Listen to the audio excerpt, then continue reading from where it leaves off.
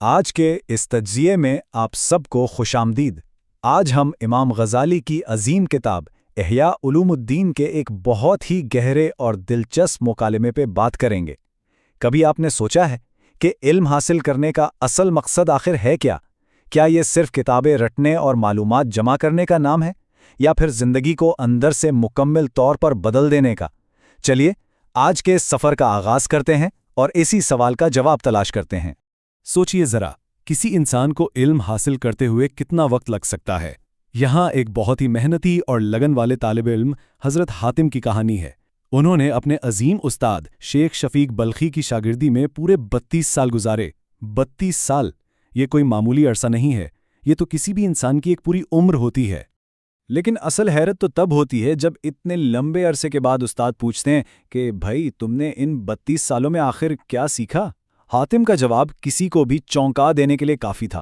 انہوں نے بڑی ایمانداری سے اعتراف کیا کہ انہوں نے صرف 8 اصول سیکھیں۔ جی ہاں، صرف 8۔ آپ خود سوچئے استاد کو کیسا لگا ہوگا، 32 سال کی محنت اور نتیجہ صرف 8 باتیں۔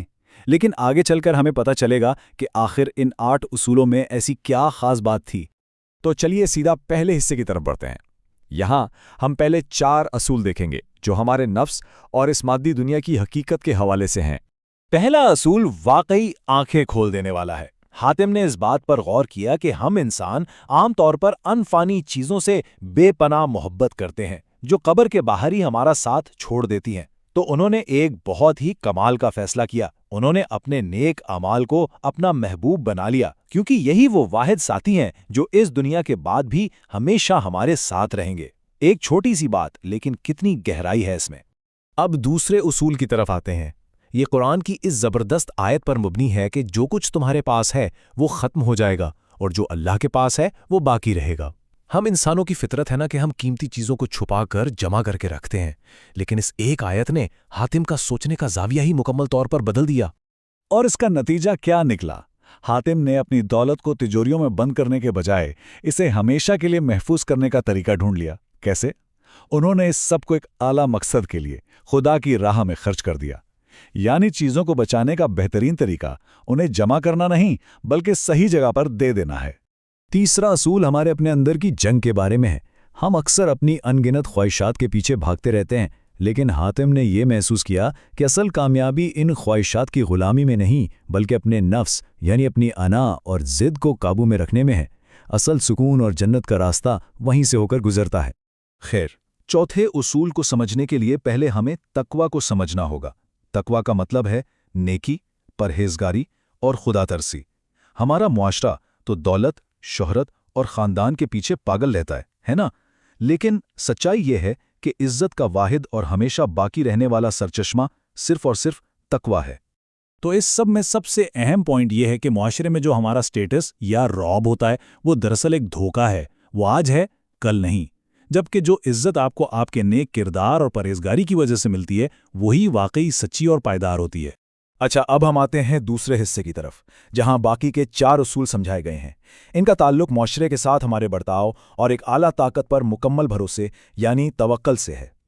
5ویں اصول کا آغاز اس شاندار آیت سے ہوتا ہے کہ ہم نے دنیا میں ان کی روزی ان کے درمیان تقسیم کی ہے۔ ذرا سوچئے، جب انسان کو یہ یقین ہو جائے کہ رزق کی تقسیم تو اوپر والے نے پہلے سے ہی کر رکھی ہے، تو کیا کسی دوسرے کی کامیابی سے جلنے کی کوئی وجہ باقی رہتی ہے؟ بالکل نہیں۔ حسد تو خود بخود ختم ہو جاتا ہے۔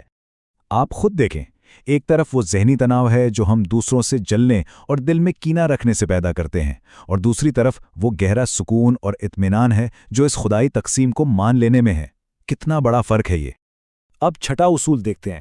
انسان ساری زندگی ایک دوسرے سے لڑنے جھگڑنے اور نفرتیں پالنے میں گزار دیتا ہے، لیکن عقل مندی اس میں ہے کہ ہم آپس میں لڑنے کے بجائے صرف اور صرف اسی کو اپنا اصلی دشمن مانیں جو دراصل انسان کو گمراہ کرتا ہے، یعنی شیطان۔ 7واں اصول ہماری زندگی کی ایک بہت بڑی اور شاید افسوسناک حقیقت کی طرف اشارہ کرتا ہے۔ یہ واضح کیا گیا ہے کہ زمین پر چلنے والا کوئی جاندار ایسا نہیں جس کا رزق اللہ کے ذمے نہ ہو۔ پھر بھی کتنے دکھ کی بات ہے کہ لوگ صرف اپنی بنیادی ضروریات کے لیے خود کو ذلیل کرتے ہیں، یہاں تک کہ غیر قانونی راستے بھی اپناتے ہیں۔ لیکن حاتم کی اپروچ بالکل مختلف تھی۔ انہوں نے روزی کی اس پریشانی کو اس ذات پر چھوڑ دیا جس نے اس کا وعدہ کیا ہے، اور اپنی ساری توجہ صرف اپنے اخلاقی فرائض اور ذمہ داریوں کو پورا کرنے پر مرکوز کر دی۔ سوچئے اس سوچ میں کتنا بڑا ذہنی ریلیف چھپا ہوا ہے۔ اور اب آتا ہے 8واں اصول، جو دراصل توکل کے حوالے سے ہے۔ توکل کا مطلب ہے اللہ پر مکمل بھروسہ اور اسے زندگی کی ہر ضرورت کے لیے کافی سمجھنا۔ ہم عام طور پر پیسے، طاقت یا کاروبار پر انحصار کرتے ہیں، جو آخرکار دھوکہ دے جاتے ہیں یا ختم ہو جاتے ہیں۔